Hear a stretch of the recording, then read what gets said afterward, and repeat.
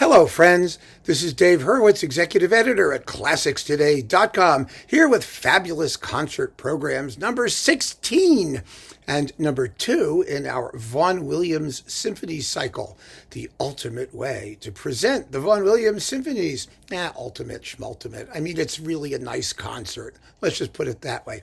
And the program here is I think, particularly lovely and interesting, and for reasons which will become apparent momentarily. But first, let's talk about the Vaughan Williams number 2, a London symphony.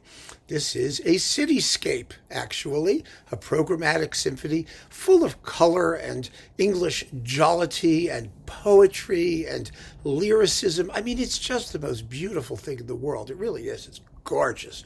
I've played it a couple of times. It's enormous fun to do. I don't understand why it isn't more popular. I mean, it really should be like the New World Symphony. I mean, it should be really, really popular. But I think part of the problem with it is, of course, that it ends quietly. It has this fabulous march-like finale. Dum bum ba da, dum bum ba da da da. Anyway, and right, this is to a huge climax, but then you have this epilogue where you have the mists coming off the River Thames, and you have the chiming of Big Ben, bum, bum, bum, bum, bum, bum, bum, bum, like that. And it's really, really beautiful. I mean, it's absolutely gorgeous and really the perfect ending to the work. I can't imagine anything coming after it. And there's nothing at all unsatisfying about it because it has so much mood and atmosphere.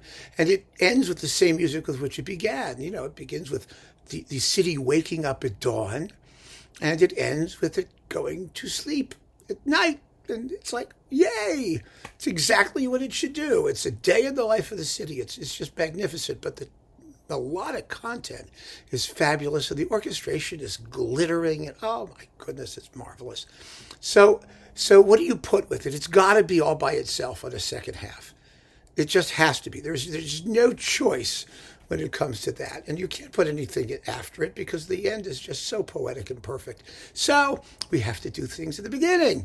And so my first half of this concert, featuring Vaughan Williams' A London Symphony, begins with Busoni's Turandot Suite, a piece which is virtually never played, is practically unknown, and is all the more fascinating because it contains the melody Greensleeves, which Busoni thought was a Chinese folk tune for some odd reason, in the section called Turandot's Frauengemach, which is, Turandot's, her, what do you call it, where, she sits and does her makeup, where the women all hang out and, do their thing.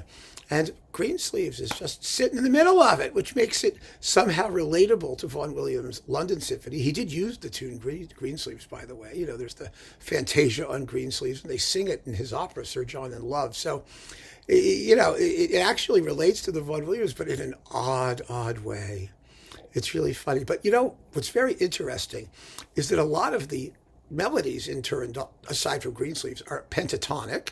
They use 5-note scales, which is what we associate with Chinese music. Like, for example, in Turandot, da da da da da da da da da da da da da da, which is a real Chinese folk tune. Well, it just so happens that a lot of English folk music is pentatonic too. If you just look at like the black keys of the piano, that's a pentatonic scale. And if you listen to the second subject of the first movement of Vaughan Williams' A London Symphony, that is pentatonic. It goes dum ba ba bum bum bum ba da da da dum bum ba bum bum ba ba da da da da da da bum ba ba da da da da da dum. And when you hear it, you say, "Oh, it sounds so English. It's so wonderfully English." But if you think Chinese, when you hear it, it could just as easily be that. It really could. I mean, the differences are subtle and fascinating. So I think the Turandot Suite makes a great concert opener. It's a lot of fun, and it'll really, and people know the name Turandot. They just don't know it from Busoni. And then we have Prokofiev, Violin Concerto No. 2, which is simply a great violin concerto. It's also, in a way, similar to the Vaughan Williams in the sense of it being a sort of lyrical and romantic sublimation of almost a folk-like simplicity of utterance. I mean, Prokofiev really did have the gift of taking very, very simple ideas and making something marvelous out of them. I mean, simple scales or arpeggios. I mean, the second movement of this is a beautiful second movement. Is based simply on a rising major arpeggio, bum bum bum bum bum bum, like that. You know, it's very simple, but it's just so beautiful because he knew how to write tunes. And so did Vaughan Williams. Actually, he was quite the tunesmith, and so I think that the two work well together because their styles are distinct, even though there are similarities. There's that persistence of the romantic idiom, but in a contemporary way.